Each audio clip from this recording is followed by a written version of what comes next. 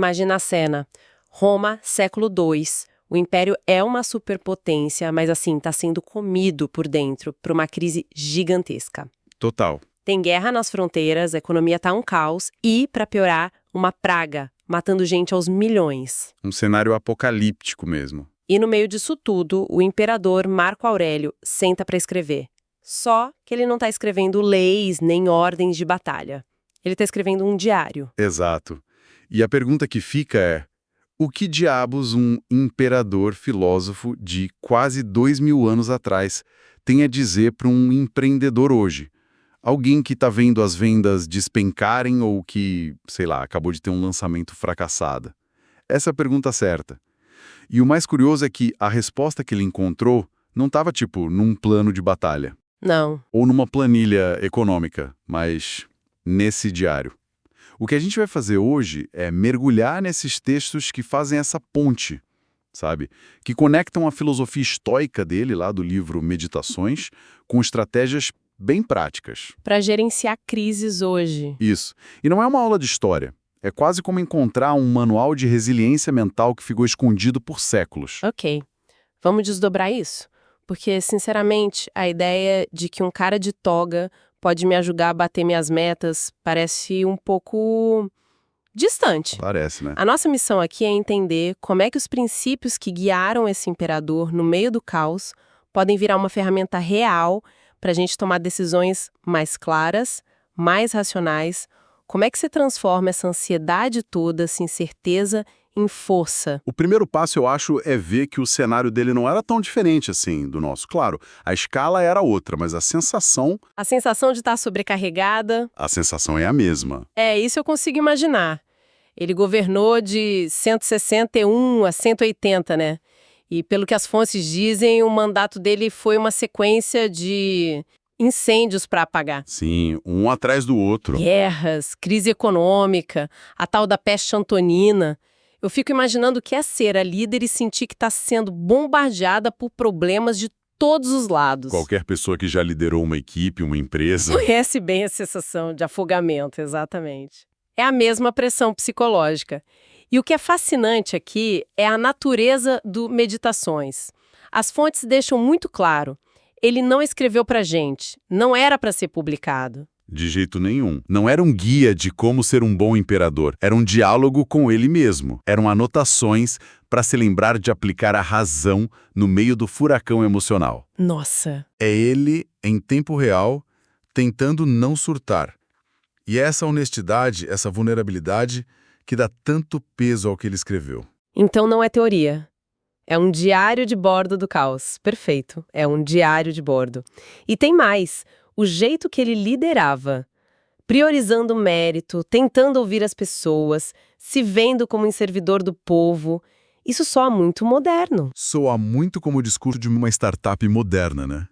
Meritocracia, cultura de feedback. De certa forma, ele estava tentando criar uma cultura organizacional para um império inteiro baseada em princípios. Tá, isso começa a fazer mais sentido, mas vamos pro lado prático. Quando tudo tá desmoronando, a sensação é que você não controla nada. É paralisante. Esse imperador, no meio da peste, sentia isso. Como ele saía dessa paralisia? Ele saía com o que os estoicos consideram o fundamento de tudo. É o primeiro superpoder mental deles. A chamada dicotomia do controle. Explica. A ideia é brutalmente simples, mas, cara, muda o jogo. Você pega uma folha de papel e traça uma linha no meio. De um lado, você lista tudo que você não pode controlar. O mercado, a economia global, que meu concorrente vai fazer. Exato. Uma pandemia, um bug no servidor da Amazon. Do outro lado, você lista o que você pode controlar. Minhas reações. Suas reações, o esforço que você dedica, suas decisões, seus valores. O exercício estoico é focar 100% da sua energia e atenção no lado da folha que você controla. E o resto? E aprender a aceitar o outro como clima. Você não briga com a chuva, você pega um guarda-chuva. Você tem poder sobre sua mente e não sobre eventos externos. Perceba isso e encontrará força. É dele essa frase, né? Exatamente dele. E, nossa, isso tira um peso enorme das costas. Pensa numa startup que levou um não de um investidor.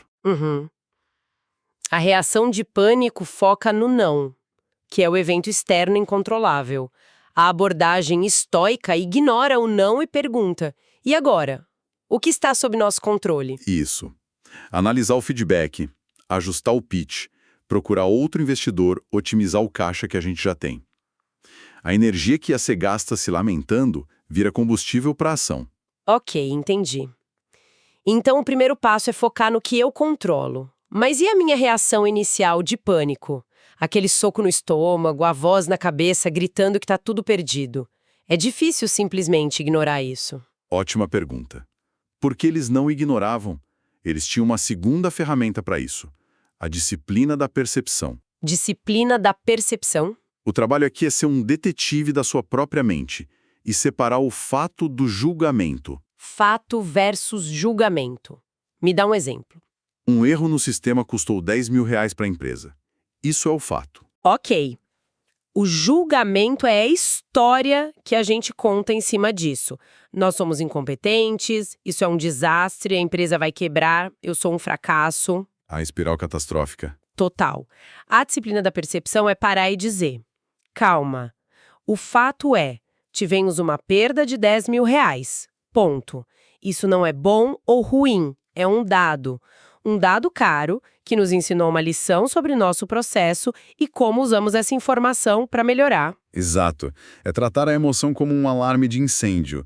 Você ouve, verifica se tem fogo de verdade e depois age com calma, em vez de sair correndo e gritando. É quase como se você tivesse que se distanciar do problema para poder enxergá-lo direito. Exato. E para ajudar nesse distanciamento, eles tinham um truque mental que eu acho fantástico. Chamavam de a vista de cima. A vista de cima parece nome de funcionalidade de drone. O que é isso? É quase isso. A técnica é literalmente se imaginar subindo, saindo do seu corpo, vendo o seu escritório de cima, depois subindo mais, Ver o bairro, a cidade. continua subindo, vê o país, o continente, o planeta Terra como uma bolinha azul. Mais ainda, vê o sistema solar, a galáxia. Uau! De repente, aquele bug de software que parecia o fim do mundo, visto da órbita de Saturno, qual é o tamanho dele? Nossa! Imaginar o meu problema de fluxo de caixa do ponto de vista da Via Láctea. Imagino que isso coloque as coisas em perspectiva. Coloca. E o objetivo não é minimizar o problema, não é fingir que ele não importa. É dar a ele o seu tamanho real, para impedir o pânico tome conta. Para você poder agir de forma racional, Isso. como Marco Aurélio escreveu, a felicidade de sua vida depende da qualidade de seus pensamentos. Se você pensa que tudo é uma catástrofe, sua vida vira uma catástrofe. Entendi. Então, primeiro eu separo o que posso controlar do que não posso. Depois, analiso os fatos sem o drama. Mas e se o fato for simplesmente horrível? Uma crise que realmente pode quebrar a empresa? Eu tenho que só aceitar? Isso soa um pouco passivo demais para mim. Meio resignado, sabe? E essa é a objeção que todo mundo tem. É o que nos leva ao terceiro e mais radical princípio estoico: amor fati. Amor fati. Amor ao destino, é isso. Exatamente. Mas a tradução engana um pouco. Não é um amor passivo, de quem senta e espera. É um amor ativo, quase agressivo. Como assim? É a ideia de não apenas aceitar ou tolerar o que acontece, mas de abraçar, de olhar para o obstáculo, para a crise, para a falha e dizer: bom, é isso que eu precisava. É com isso que eu vou trabalhar. Isso é muito contraintuitivo. Como assim amar o problema? É a mentalidade que transforma veneno em remédio. É a origem da citação mais famosa dele que todo empreendedor deveria ter na parede: o obstáculo é o caminho. O obstáculo é o caminho. O problema que está bloqueando o seu progresso não é um impedimento ao seu trabalho. Ele é o seu trabalho. Nossa, isso é poderoso. Aquele concorrente que lançou um produto melhor não é sua sentença de morte. É uma consultoria gratuita sobre o que o mercado quer. A crise econômica que te forçou a cortar custos não é o fim. É um teste de estresse que vai me obrigar a ser mais inovadora. Exatamente. Mais eficiente do que você jamais seria em tempos de bonança. O obstáculo é o caminho. Isso muda tudo, porque transforma um evento negativo numa matéria-prima. Exato. Você para de lutar contra a realidade e começa a usar a força dela a seu favor, como um judoca. E essa mentalidade permite algo que as fontes chamam de derrota premeditada. Derrota premeditada? Parece péssimo. Mas não é. Não se trata de planejar perder. Se trata de visualizar os piores cenários possíveis, não para entrar em pânico. Mas para ensaiar mentalmente sua resposta a eles. Isso. Ok, e se a gente não conseguir o investimento, o que a gente faz? E se nosso principal cliente cancelar, qual o plano B? Entendi. Ao fazer isso, o revés, se acontecer, não te pega de surpresa. Ele deixa de ser um veredito sobre seu valor e vira só mais um cenário para o qual você já tem um plano de ação.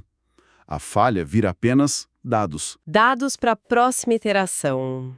Ok, juntando tudo isso. Dicotomia do controle, disciplina da percepção e amor fati. A gente consegue montar um tipo de manual de ações prático? Vamos tentar? Vamos lá. Eu te dou uma crise de startup e você me diz a ação estoica. Manda a primeira. Situação número 1. Queda brusca nas vendas. O pânico se instala na equipe. Todo mundo começa a apontar dedos. O que a CEO estoica faz? Primeiro, dicotomia do controle. Ela aceita os números como são, sem desespero. Os números são um evento externo. A reação dela não. Certo. Segundo, disciplina da percepção. Ela separa o fato, as vendas caíram 30%, do julgamento, estamos acabados. Foco nos dados, de forma fria, para entender a causa. E terceiro? Amor fati. Ela encara a queda não como uma tragédia, mas como um sinal claro do mercado de que a estratégia antiga não serve mais. Sem apego emocional, ela realoca recursos e muda o plano. O plano era só uma ferramenta. Se quebrou, pega-se outra. Isso. Boa. Situação 2. O grande lançamento do novo produto. Aquele que todo mundo trabalhou por um ano. Foi um fracasso total. Silêncio. Ninguém comprou. O moral da equipe está no chão. Aqui, a disciplina da percepção é crucial.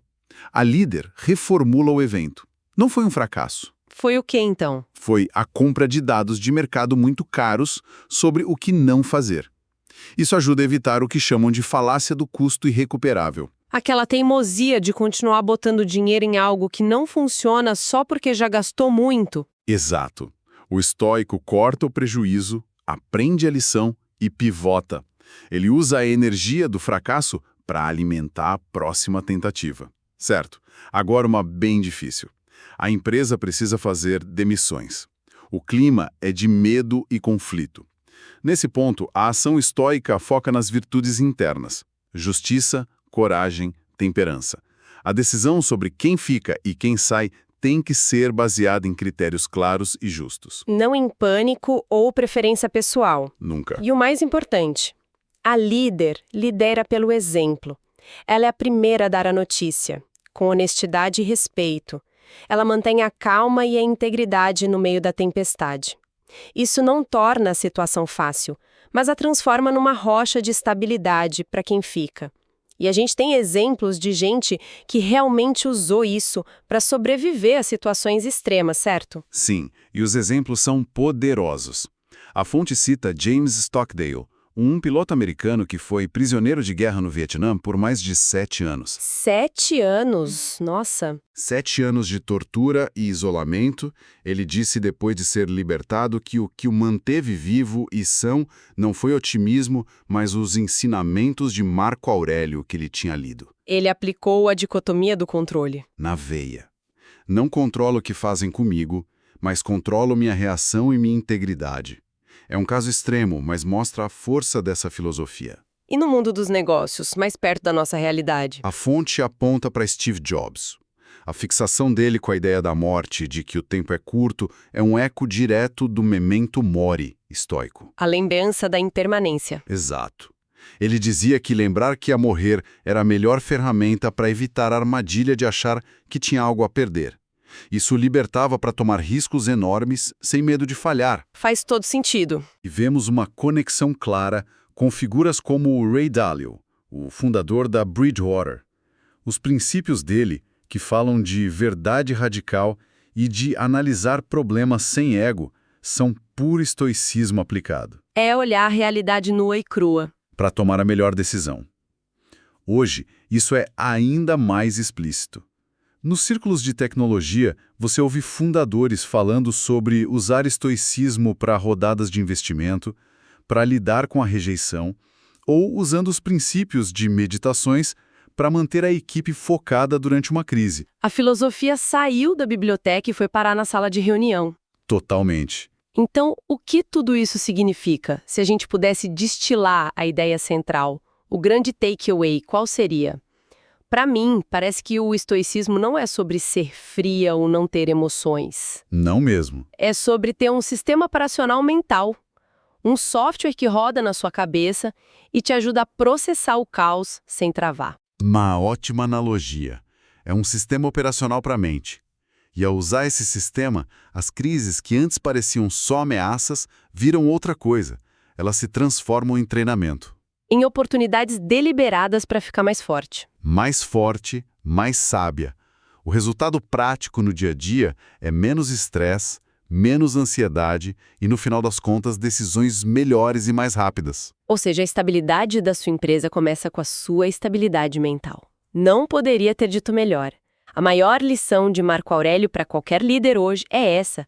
A estabilidade externa, seja de uma empresa, de uma equipe ou de um império, começa com o domínio interno. Total. Sua capacidade de governar um negócio em crise está diretamente ligada à sua capacidade de governar a própria mente. Isso me deixa com uma última reflexão. As fontes batem muito na tecla de que meditações eram um diário privado, não foi feito para ser lido por nós. E isso levanta uma questão provocativa para qualquer um que esteja nos ouvindo em uma posição de pressão. E se a ferramenta mais poderosa para liderar em tempos de crise não for um novo software de gestão? Uma metodologia ágil ou uma estratégia de mercado. Mas sim um diálogo honesto e disciplinado consigo mesmo. Que tipo de diário de bordo pessoal, que tipo de meditações modernas a gente poderia criar hoje para navegar nas nossas próprias incertezas?